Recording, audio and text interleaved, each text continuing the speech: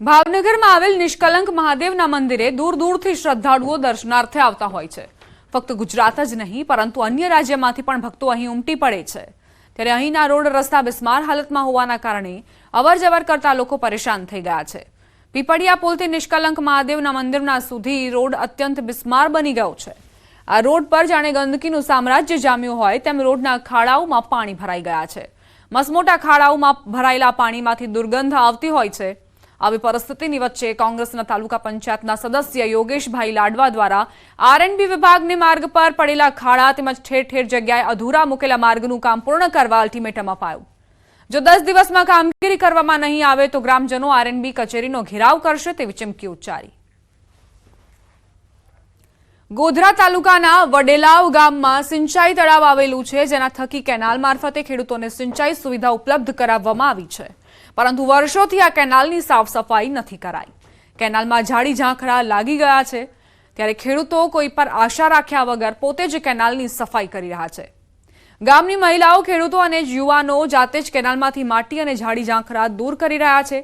ખેડૂતોનું કહેવું છે કે જો તેઓ તંત્રની રાહ જોશે તો પોતાનો પાક સુકાઈ જવા અને શિયાળુ ખેતી નહીં થવાની સ્થિતિ સર્જાશે, જેથી તેઓ પોતે જ સફાઈમાં જોતરાઈ ગયા। ખેડૂતોએ ગામમાંથી 35,000 જેટલો ફાળો એકત્રિત કરી જેસીબી મશીનની મદદથી કેનાલની સફાઈ કરાવી। ઉલ્લેખનીય છે કે ખેડૂતોને સિંચાઈ સુવિધા ઉપલબ્ધ કરાવવા પિયત મંડળીની રચના પણ કરવામાં આવી હતી, પરંતુ પિયત મંડળી મારફતે કોઈ જ કામગીરી કરવા અંગેની જવાબદારી વિભાગ દ્વારા સોંપવામાં આવતી નથી તેમ જાણવા મળ્યું છે। 10 વર્ષથી આ કેનાલનું સરકારને વારંવાર નાની સિંચાઈમાં રજૂઆત કરી છે, તેમ છતાં કોઈએ પગલાં લીધેલ નથી, જેથી કરીને અમને પાણીની ઘણી મુશ્કેલી પડે છે। અમે ખેડૂતો રવિ પાક માટે અમે ચણા છે, ઘઉં છે, મકાઈ છે જેવો પાકનું અમે વાવેતર કરીએ છીએ, અને તેને અમને સમયસર પાણી ન મળવાથી અમારો પાક પૂરતા પ્રમાણમાં થતો નથી અને પાણીની અસર થાય છે। ખેતી માટે આ બધા પબ્લિકો આ બધા મજૂરી કરે છે। અમે આ નહેરની સફાઈ કરીએ, આ નહેરની સફાઈ કરવા જ આજે કેટલા વર્ષથી કોઈ સફાઈ નથી કરતા, તો કોઈ એને અમલમાં નથી લેતા। અમારી જાત ઉપર અમે સફાઈ કરીએ છીએ પાણી માટે। એમાં પાણી આ કેનાલ રિપેર કર્યા વગર એટલે લીક થાય છે, એના કારણે ખેતી થતી નથી। એટલે કેનાલ મંજૂર કમ્પ્લીટ કરી આપે કામકાજ, તો એની અમારે મંજૂરી જોઈએ છે। ખેડૂતો ખેતી કરવા માટે સરકાર પાસે પણ કંઈક અપેક્ષા રાખતા હોય છે, પરંતુ સરકારની પાસેની જે આશાઓ છે ખેડૂતોને ઠગારી નિવડતા ખેડૂત જાતે શ્રમજીવી છે અને જાતે જ પોતાનું કામ કરવા માટે મજબૂર બનતો હોય છે। હું આપને સીધા દ્રશ્યો બતાવીશ। ગોધરા તાલુકાના વડેલા ગામની આ કેનાલ છે, સિંચાઈ તળાવ આધારિત કેનાલ છે। નાની સિંચાઈ વિભાગ દ્વારા કેનાલનું નિર્માણ કરવામાં આવ્યું હતું, પરંતુ કેનાલની મરામત નહીં કરવામાં આવતા ખેડૂતોએ કંટાળીને જાતે જ પોતે જ પરિવારોએ ભેગા થઈ મહિલાઓ, યુવાનો સહિત શ્રમદાન કર્યું છે અને પોતે જ કેનાલની સફાઈ કરી રહ્યા છે। ખેડૂતો કેનાલમાંથી પોતે ઝાડી ઝાંખરા અને માટી સાફ કરી રહ્યા છે। કહી શકાય કે સરકારની જે વિકાસની વાતો છે તેના વચ્ચે ખેડૂતોને જો આ પ્રકારે મહેનત કરીને પોતાને જ કેનાલ સાફ કરવી પડતી હોય તો એનાથી મોટી કોઈ પણ શરમજનક બાબત હોઈ ના શકે। ત્યારે અહીંના ખેડૂતો, મહિલાઓ અને યુવાનો જે આ પ્રકારની જે કામગીરી કરી રહ્યા છે તે તેઓના માટે તો બિરદાવવા લાયક જ કહી શકાય, પરંતુ સરકાર માટે ચોક્કસ આ શરમજનક બાબત છે એવું કહી શકાય। રાજેશ જોશી, ન્યૂઝ 18 ગુજરાતી, ગોધરા, પંચમહાલ। નવસારીમાં 11 કરોડથી વધુના પાણી પુરવઠા કૌભાંડ મામલે સુરત સીઆઈડી ક્રાઇમે વધુ એક આરોપીની ધરપકડ કરી। બિલીમોરા પાણી પુરવઠા વિભાગમાં ફરજ બજાવતા નાયબ ઇજનેર નિરંજન બંસલને પોલીસે ઝડપી લીધા। અગાઉ પાણી પુરવઠા વિભાગના 12 અધિકારી કર્મચારીની ધરપકડ થઈ ચૂકી છે। 90થી વધુ ગામોમાં કાગળ ઉપર કામો બતાવી કૌભાંડ આચર્યું હતું। વર્ષ 2023-24 અંતર્ગત રિજુવનેશન ટ્રાયબલ કાર્યક્રમમાં ₹12.44 કરોડનો ભ્રષ્ટાચાર થયો હતો। 6 અધિકારી અને 1 નિવૃત્ત અધિકારીની સંડોવણી બહાર આવી છે। 159 કામો ન કરવા છતાં ખોટા બિલો બનાવી સરકારી નાણાં કોન્ટ્રાક્ટરોને ચૂકવી દીધા હતા।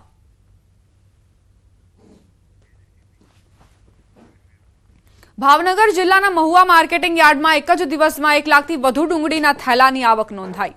ડુંગળીના 400થી લઈ 700 રૂપિયા જેવા પ્રતિમણના ભાવ બોલાતા ખેડૂતોમાં ખુશીની લહેર જોવા મળી। હાલ મહુવા માર્કેટિંગ યાર્ડમાં ડુંગળીની ભરપૂર આવકના કારણે અન્ય જગ્યા ભાડે રાખીને ડુંગળીની હરાજી કરવામાં આવી રહી છે। ઉલ્લેખનીય છે કે બંગાળ, યુપી, બિહાર, પંજાબ, દિલ્હી, હરિયાણાના વેપારીઓ મહુવા યાર્ડ ખાતે ડુંગળીની ક્વોલિટી સારી હોવાથી ખરીદી કરવા આવી રહ્યા છે। શિયાળાની શરૂઆત થતાં લોકોને મચ્છરજન્ય રોગચાળામાંથી આંશિક રાહત મળતી હોય છે, પરંતુ આ વખતે હજુ પણ મચ્છરજન્ય રોગચાળામાંથી રાહત નથી મળી. રાજકોટ શહેરમાં ગત સપ્તાહે રાજકોટ મહાનગરપાલિકાના આરોગ્ય વિભાગના ચોપડે ડેન્ગ્યુનો 1 કેસ, મેલેરિયાના 2 કેસ, જ્યારે કે ચિકનગુનિયાના 8 જેટલા કેસ નોંધાયા હોવાનું સામે આવ્યું. આ તરફ રાજકોટ મનપા દ્વારા રોગચાળાને કાબૂમાં રાખવા સતત દવા છંટકાવ, ફોગિંગની કામગીરી કરવામાં આવી રહી છે. રાજકોટ શહેરમાં ડેન્ગ્યુ, મેલેરિયા, ચિકનગુનિયા, ઝાડા, ઉલટી, તાવ, શરદી, ઉધરસ સહિતના 2500 જેટલા કેસ માત્ર મહાનગરપાલિકાના આરોગ્ય વિભાગના ચોપડે નોંધાયા હોવાનું સામે આવ્યું. રાજકોટ મહાનગરપાલિકાના ગત સપ્તાહના જે આરોગ્ય કેન્દ્ર ઉપરાંત જે છે પીડીયુ પેકેજ ખાતે નોંધાતા એચઆઈપીના જે આંકડા છે એ મુજબ જોવા જઈએ તો ગત સપ્તાહે રાજકોટ મહાનગરપાલિકા ખાતે જે છે એ મેલેરિયાનો 1 કેસ છે નોંધાયેલો છે. આ ઉપરાંત ડેન્ગ્યુના 8 કેસ અને ચિકનગુનિયાના 2 કેસ છે નોંધાયેલા છે. આ ઉપરાંત જોવા જોઈએ તો શરદી, ઉધરસ અને તાવના કેસીસમાં આંશિક વધઘાટો છે નોંધેલો છે. સ્વાસ્થ્ય જાળવવા માટે ખાસ કરીને સવારે અને સાંજે ઠંડીના પવન અથવા ઠંડીના સમયે જે છે બહાર જવાનું ટાળવું જોઈએ. જો બહાર જવાનું થાય તો ખાસ કરીને વૃદ્ધો, બાળકો અને સગર્ભા બહેનો ઉપરાંત કેન્સર અને અન્ય જેમની રોગપ્રતિકારક શક્તિ છે એવા લક્ષણો ધરાવતા દર્દીઓ છે એમણે બહાર જવાનું ટાળવું જોઈએ. જો બહાર જવાનું થાય તો ખાસ કરીને ગરમ વસ્ત્રો જે છે એનું પરિધાન કરીને જ બહાર નીકળવું જોઈએ. નર્મદાના સીમ વિસ્તારમાંથી દીપડો પાંજરે પુરાયો. ગ્રામ્ય વિસ્તારોમાં દીપડાએ આતંક મચાવ્યો હતો. નર્મદાના વંઢ અને જાજપુરા ગામની સીમ વિસ્તારમાંથી 3 વર્ષીય દીપડો પાંજરે પુરાયો. ભારે મહેનત બાદ દીપડાના પાંજરે પૂરવામાં ફોરેસ્ટ વિભાગને સફળતા મળી. તિલકવાડા તાલુકાના ગ્રામ્ય વિસ્તારોમાં છેલ્લા કેટલાક સમયથી દીપડાઓએ ભારે આતંક મચાવ્યો છે. આ દીપડાઓને ઝડપી લેવા અને પ્રજાજનોને સુરક્ષા આપવા માટે ફોરેસ્ટ વિભાગ દ્વારા રાત દિવસ ખડેપગે રહીને પોતાની કામગીરી અદા કરવામાં આવી રહી છે. તાલુકાના વિવિધ વિસ્તારોમાં 15થી વધુ પાંજરા ગોઠવી દેવામાં આવ્યા હતા. ઉપરાંત વિવિધ વિસ્તારોમાં કેમેરા પણ લગાવવામાં આવ્યા હતા. નવસારીના વાંસદામાં દીપડાનો આતંક યથાવત. આંબાબારી ગામમાં દીપડાના હુમલાથી બાળક ઘાયલ. 6 વર્ષીય દીક્ષિત ચૌહાણ નામનું બાળક જે હુમલાના કારણે ઘાયલ થયો. વહેલી સવારે ખેતરમાં બાળક પર હુમલો કરાયો. બાળકને તાત્કાલિક સારવાર અર્થે વાંસદાની કોટેજ હોસ્પિટલમાં ખસેડવામાં આવ્યો. ઘટનાની જાણ વન વિભાગને થતા અધિકારીઓ પણ દોડી આવ્યા, જે બાદ પાંજરું મૂકી દીપડાને પકડવા માટે તજવીજ હાથ ધરી. સમાચાર મહેસાણાથી, જ્યાં તોફાની કપિરાજ પાંજરે પુરાયા. સતલાસણામાં કપિરાજે આતંક મચાવ્યો હતો. છેલ્લા 2 દિવસથી કપિરાજે ભય ફેલાવ્યો હતો. કપિરાજ પાંજરે પુરાતા લોકોએ રાહતનો શ્વાસ લીધો.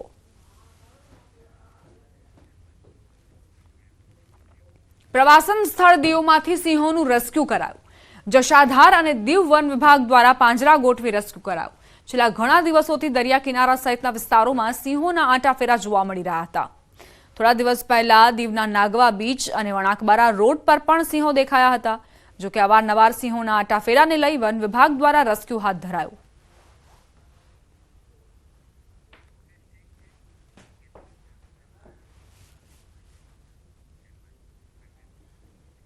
હવે આગળ વાત કાતિલ દોરીથી સાવધાનની.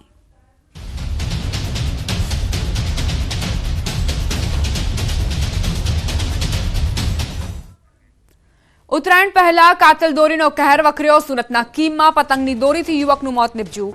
કાતિલ દોરીથી યુવકનું ગળું કપાતા મોત. મૂળ ઉમરપાડાના 40 વર્ષીય યુવકનું મોત નીપજ્યું. સારવાર દરમિયાન યુવકનું મોત થયું. થોડા સમય પહેલા પણ સુરતમાં એક યુવકનું મોત થયું હતું. કિમ બ્રિજ પર દોરીથી યુવકનું ગળું કપાયું. બાઇક સવાર દંપતી બ્રિજ પરથી જઈ રહ્યું હતું. ગંભીર રીતે ઘાયલ યુવકનું મોત નીપજ્યું. મૂળ ઉમરપાડાના 40 વર્ષીય યુવકનું મોત નીપજ્યું.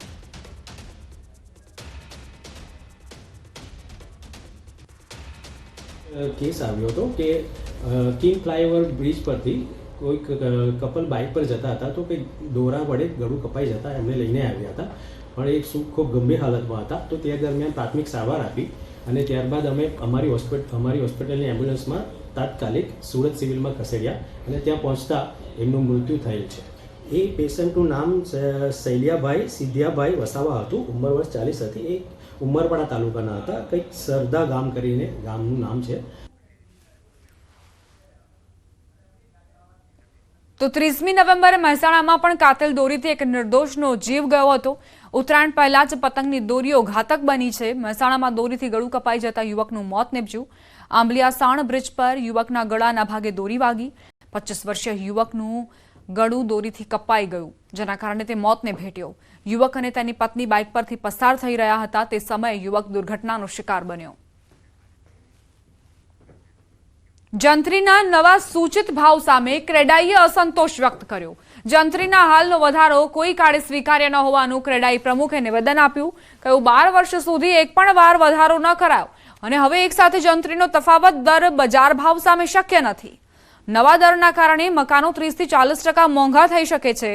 ક્રેડાઈએ રિવ્યુ માટે 31 માર્ચ 2025 સુધીની સમય મર્યાદાની માંગ કરી. સાથે જ સરકારે ઓનલાઈન વાંધા સૂચનો આપવા કહ્યું છે, તે પણ યુઝર ફ્રેન્ડલી ન હોવાનો આક્ષેપ કર્યો. પ્રાઇમરી એસ્ટિમેટ એવું કહે છે કે જમીન જે અમારું રો મટીરિયલ છે, બાંધકામ જે અમારો વ્યવસાય છે અને ખરીદનારને જે સરકારના ટેક્સ લાગે છે, આ બધું ભેગું કરીએ તો ઓન એન એવરેજ 30 થી 40% મકાન મોંઘા થઈ જશે. અને આટલી મોટી માત્રાની અંદર અગર મકાનો મોંઘા થઈ જશે તો કઈ રીતે પોષણ આવે? આટલો મોટો ભાર અસહ્ય છે અને કોઈપણ રીતે કોઈપણ વર્ગને, નાનામાં નાનો વર્ગ હોય કે મોટો વર્ગ હોય, એને આ એક્સેપ્ટેબલ કે પચી શકે એવો નથી. સુરતમાં અસામાજિક તત્વોનો આતંક વધ્યો. વરાછામાં તોફાની તત્વોનો આતંક સીસીટીવીમાં કેદ. અર્ચના સ્કૂલ સામે હરિધામ સોસાયટી પાસે દુકાનોમાં તોડફોડ કરાઈ. તોફાની તત્વોએ દુકાનોમાં તોડફોડ કરીને હંગામો મચાવી દીધો. આસપાસના વિસ્તારમાં પણ અફરાતફરી સર્જાઈ હતી. વેપારીઓ કરગરી રહ્યા હતા કે આ રીતે નુકસાન ન કરો, પરંતુ આ અસામાજિક તત્વો એ રોકાવાનું નામ નહોતા લઈ રહ્યા. સીસીટીવી ફૂટેજ પણ સામે આવ્યા છે. કઈ રીતે આ તોફાની તત્વોએ થોડી મિનિટો માટે અહીં આતંક મચાવ્યો હતો. આ સીસીટીવી ફૂટેજ એ વાતને પણ સાબિતી આપે છે કે અહીં કાયદાની અને પોલીસનો કોઈ જ ડર નથી. કાયદાની એસી તેસી કરતા અસામાજિક તત્વો જેમણે વેપારીઓને પણ નુકસાન પહોંચાડ્યું છે, કારણ કે જે દુકાનમાં માલ ભરીને રાખ્યો હતો તેનું વેચાણ તો ન થયું, પરંતુ આ રીતે તેમાં તોડફોડ થઈને આર્થિક નુકસાન વેઠવવાનો વેપારીઓને વારો આવ્યો. દ્વારકામાં અસામાજિક તત્વોનો આતંક સીસીટીવીમાં કેદ. મફતમાં પેટ્રોલ ભરી આપવા મારામારી કરાઈ. દ્વારકા નેશનલ હાઈવે પર બરડિયા પાસેનો બનાવ. પંપ કર્મચારીને કહ્યું મફત પેટ્રોલ આપ. પેટ્રોલ પંપ કર્મચારી સાથે મારામારી પણ કરી. બનાવમાં પંપ કર્મચારી ઘાયલ અવસ્થામાં હોસ્પિટલ ખસેડાયો.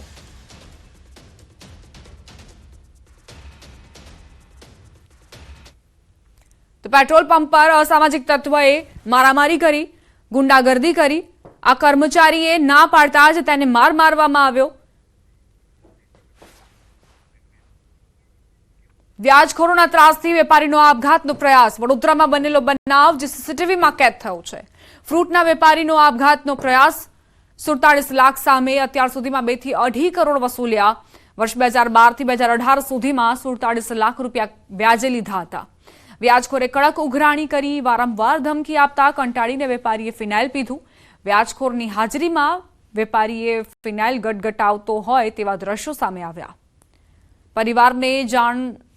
વેપારીના પરિવારને જાણ કરાતા જ પરિવાર પણ દોડી આવ્યો. તેમને પણ નુકસાન કરવાની ધમકી આ વ્યાજખોરોએ આપી હતી.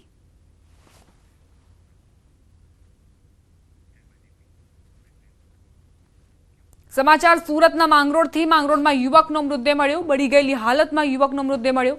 કઠવાડા ગામની સીમમાંથી લાશ મળી આવી. સુરતના બ્રિજેશ વિરાણીની લાશ હોવાની જાણકારી છે. હત્યારાઓને શોધવા માટે પોલીસે તપાસ શરૂ કરી. પ્રાથમિક દ્રષ્ટિએ બોડીનું નિરીક્ષણ કરતા સંપૂર્ણ બોડી બળી ગયેલ હતી. બોડી ઉપર એક પણ જાતના કપડાં હતા નહીં અને નાની મોટી ઈજાઓ પણ હતી, જેથી પ્રાથમિક દ્રષ્ટિએ એનું કોઈ ઈરાદાથી અથવા અગમ્ય કારણોસર ખૂન કરી નાખ્યું હોય તેવું લાગતા અજાણ્યા ઇસમો વિરુદ્ધ ખૂનનો ગુનો દાખલ કરવામાં આવેલ. સુરતના ઉધના વિસ્તારમાં આરાધ્ય કોર્પોરેશન ઓફિસ પર થયેલા 2 રાઉન્ડ ફાયરિંગ મામલે આરોપીઓને પોલીસે મેથી પાક ચખાડ્યો. ક્રાઇમ બ્રાન્ચ અને ઉધના પોલીસની ટીમ દ્વારા 4 આરોપીઓને ઝડપી નબીરાઓનું પોલીસે સરઘસ કાઢ્યું. આરોપીઓએ લોકો સમક્ષ હાથ જોડી વરઘોડો કાઢ્યો. પોલીસે આરોપીઓની સઘન પૂછપરછ કરીને ઘટના સ્થળ પર લઈ જઈ પંચનામું કરવામાં આવ્યું હતું.